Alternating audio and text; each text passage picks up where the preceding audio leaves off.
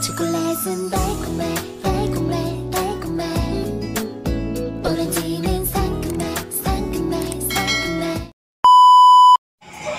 Magandang umaga mga bata! Ang ating tatalakayin ngayon ay tungkol sa isang lokasyon ng heograpiya. Alam nyo ba, ang heograpiya ay isang disiplina na nag-aaral ng mga lokasyon, katangian at interaksyon ng mga pisikal na katangian ng mundo. Ito ay naglalaman ng pag-aaral ng lupain, tubig, klima, halaman, hayop at iba pang mga elemento ng kalikasan. Ito ay maaaring ipahayag gamit ang mga koordinasyon tulad ng latitude at longitude o mga puok na kilala sa isang partikular na rehiyon. Ang pag-aaral ng lokasyon sa heograpiya ay mahalaga upang maunawaan ang mga ugnayan at interaksyon ng mga lugar sa mundo. Pati na rin ang implikasyon nito sa mga tao at kalikasan. At ngayon, dumako naman tayo sa pangunahing direksyon. Alam niyo ba mga bata, ang pangunahing direksyon, yun ay ang hilaga, timog, silangan at kanluran.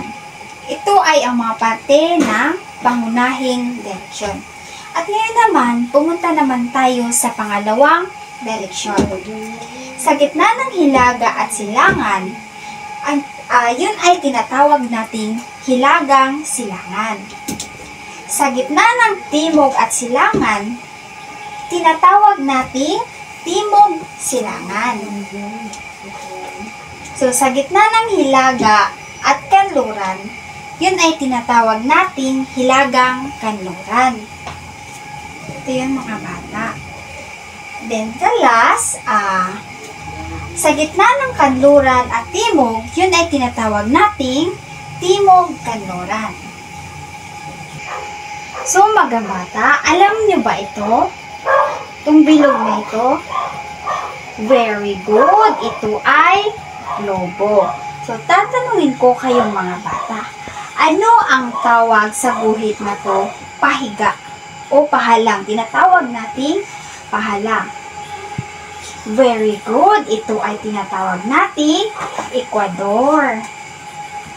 So, alam niyo mga bata, ang Ecuador ay matatagpuan sa gitnang bahagi ng globo. Ito ang imahinasyon, guhit na humahati sa daigdig sa hilagang hating globo at timog hating globo.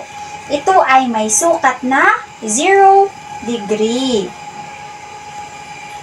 Pangalawa naman ay, ano ang tawag nito? Guhit na to paitaas. Very good. Ito ay tinatawag nating prime meridian. Very good. So, alam niyo ba mga bata, ang prime meridian ang naghahati sa globo sa dalawang bahagi, ang silang hating globo at kanlurang hating globo. So, at dito naman, mga bata, ano ang tawag sa guhit na to sa baba ng Ecuador? Very good. Ito ay tinatawag natin na ang latitude.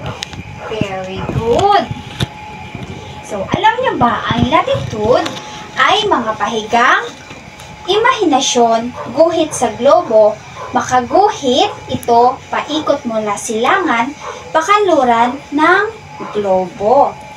Ang panghuli kong tanong sa inyong mga bata, ano ang tawag na ng guhit na to paitaas? Very good. Ito ay tinatawag natin na longitude. Alam niyo ba mga bata, ang longitude ay mga patayong imahinasyon, guhit sa globo. Ito ay nakaguhit mula hilaga patimog ng globo. Okay, mga bata, naiintindihan niyo ba ako? Okay, at ngayon, magbibigay ako sa inyo ng takdang aralin. At gumawa kayo ng kompas at ilagay ninyo kung saan ang pangunahing direksyon at ang pangalawang direksyon.